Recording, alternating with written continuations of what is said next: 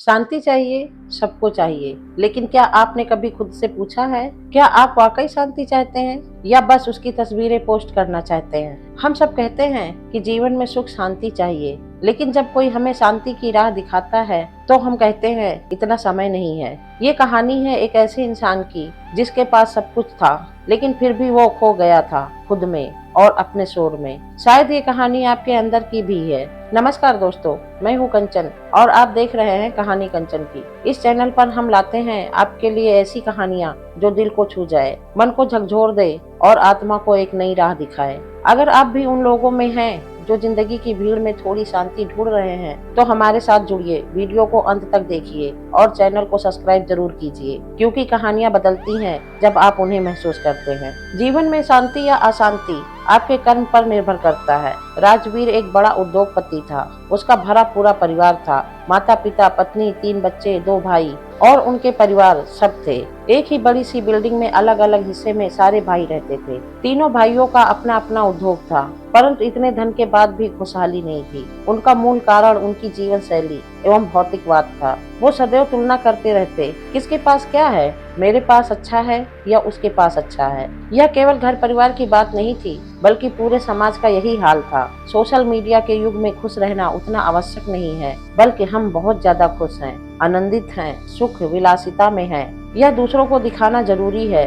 परिवार समाज की इकाई है, समाज आईना है, जैसे लोग वैसा समाज। एक बार की बात है, राजवीर अपने ऑफिस में परेशान बैठा था। उसके सर में भारी दर्द हो रहा था। तब उसके कार्यालय में कार्यरत विजय ने राजवीर से पूछा, क्या हुआ महोदय, आपकी तबीयत सही नहीं है क्या? इस पर राजवीर ने कहा, हाँ मेरी तबीयत ठीक नहीं है, सर में दर्द है, क्या करूं समझ नहीं आता। इतनी मेहनत, धन, शोहरत के बाद भी शांति नहीं है। सदैव अशांत रहता है मन, हमेशा कोई न कोई बाधा या परेशानी आती ही रहती है। विजय ने इस पर कहा, महोदय यही शहर के पास में शांति मठ नाम का एक ध्यान केंद्र है। बहुत से लोग वहाँ अशांति, बेचैनी एवं अवसाद जैसी स्थिति से छुटकारा पाने जाते हैं। शांति मठ के जो गुरु जी हैं, वह भी युवाओं के बीच काफी चर्चित रहते हैं। आप चाहे तो वहां जाकर देख सकते हैं। विजय की बात राजवीर को अच्छी लगी। राजवीर ने विजय से शांति मठ का पता व्हाट्सएप के माध्यम से भेजने को कहा। राजवीर ने घर जाकर अपने परिवार से यह बात बताई।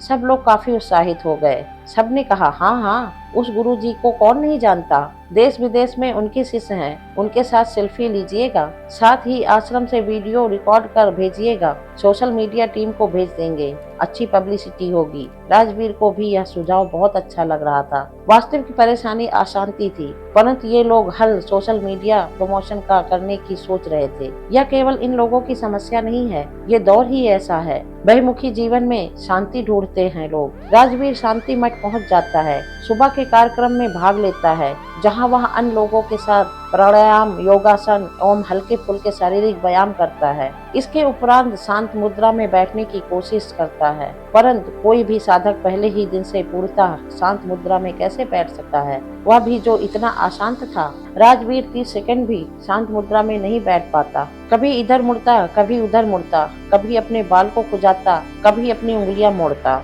ऐसे ही कुछ देर बीता और सुबह का कार्यक्रम समाप्त हुआ। सभी लोगों के सहमत के अनुसार लोगों में मठ का कार्य बांटा गया। राजवीर को पत्ते चुनने का काम सबसे आसान लगा। उसने वही काम चुना। कुछ देर पत्ते चुनने के बाद उसे थकान लगने लगी। उसे लग रहा था मानो वह कहीं जाकर फंस गया हो। फिर वह फोन निकालकर मठ के वीडियो बनाने लगा और अपने घर वालों को एवं सोशल मीडिया टीम को भेजने लगा। वीडियो भेजने के बाद वह खाने की प्रतीक्षा करने लगा। उसे अब यहाँ आकर पछतावा हो रहा था। वह सोच रहा था, पूरा एक दिन बर्बाद कर मैं यहाँ आया हूँ। दूर दूर तक शांति की कोई बात नहीं है, अपितु अशांति और बढ़ रही है। गुरु जी से बात हो जाती तो समाधान लेकर चला जाता। यहाँ न जाने लोग इतना नीरस जीवन कैसे जीते हैं। सुबह उठकर व्यायाम, फिर ध्यान, खाना भी नहाने के बाद मिलेगा, वह भी केवल 2 बार। साधारण भोजन, साधारण कपड़े, आपस में बात भी इतनी कम करते हैं। क्या करेंगे ये लोग इतनी शांति का? जैसे तैसे दिन काटा और शाम हो गई।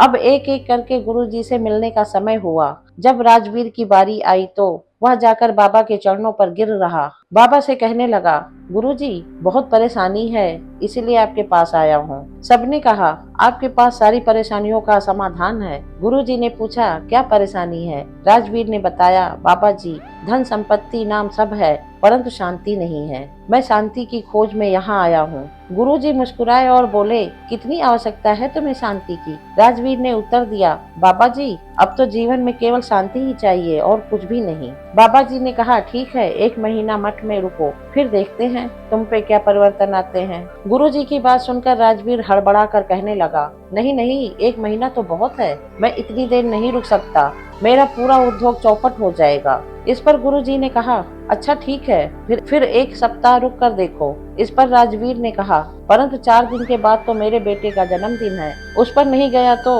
आप समझते हैं ना पारिवारिक विवाद कैसा होता है। लोग मेरे बेटे के साथ मेरे रिश्ते को तोड़ने लगेंगे, संबंधी और मित्र मुझे कंजूस समझेंगे। गुरुजी ने मुस्कुराते हुए उत्तर दिया, नहीं राजवीर, मैं नहीं समझता, मेरे पास ऐसा परिवार, ऐसे संबंधी या मित्र नहीं है। तब राजवीर कहता है, अरे गुरुजी, अच्छा ही है आपके पास परिवार नहीं है, शांति तो है कम से कम।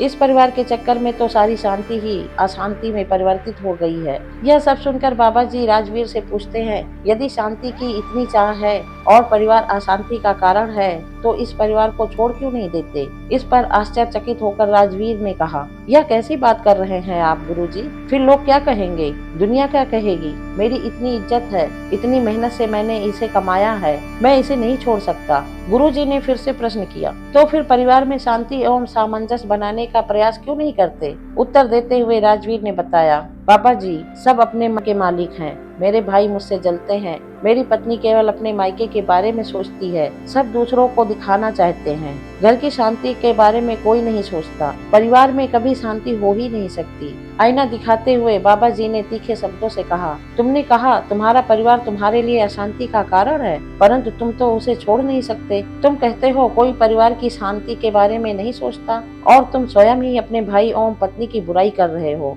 तुम कहते हो बाकी सब लोग केवल दूसरों को दिखाना चाहते हैं, परंतु तुम अपने परिवार को इसलिए नहीं छोड़ सकते क्योंकि लोग क्या कहेंगे। क्या यह दूसरों को दिखाने के लिए नहीं है? मनुष्य का परिवार के साथ रहने का कारण केवल परिवार के प्रति उनका स्नेह एवं उनकी क्रमबद्धता होनी चाहिए, परंतु तुम्हारा यह कारण नहीं है। तुम्हें सारे प्रश्नों के उत्तर भी तुम्हारे पास हैं, फिर तुम्हें मुझसे क्या चाहिए? बाबा के तीखे बातें सुनकर भी ढीठता से भरे राजवीर ने कहा, बस मैं शांति चाहता हूँ गुरुजी, बाकी सब तो है मेरे पास। गुरुजी ने उसकी मूर्खता पर हंसते हुए कहा, ठीक है, जब मिल जाए शांति तब मुझे भी बताना कि बिना अशांति को छोड़े तुम्हें शांति कैसे मिली। राजवीर आज के मनुष्यों का ही रूप है। हम सबको अपनी अशांति का कारण मालूम है, परंतु हम उसे छोड़ना नहीं चाहते। शांति के लिए हम सब तरसने का दिखावा करते हैं, परंतु उसके रास्ते पर कोई चलना नहीं चाहता। दुनिया में दिखावा इतना बढ़ गया है कि आज लोग अपने दुख एवं परेशानियों की भी प्रदर्शनी लगाते हैं। लोग केवल दिखावा करना चाहते हैं कि हमारे पास दुख और परेशानियां इतनी अधिक हैं, परंतु कोई भी ना हल सुनना चाहता है और ना बताए हल के रास्ते पर चलना चाहता है। दोस्तों, कैसी लगी कहानी कमेंट में जरूर लिखना। वीडियो को लाइक करना, दोस्तों के साथ शेयर करना, चैनल को सब्सक्राइब करना मत भूलना। मैं कंचन आपसे विदा लेती हूँ, फिर मिलूंगी एक नई कहानी के साथ। धन्यवाद।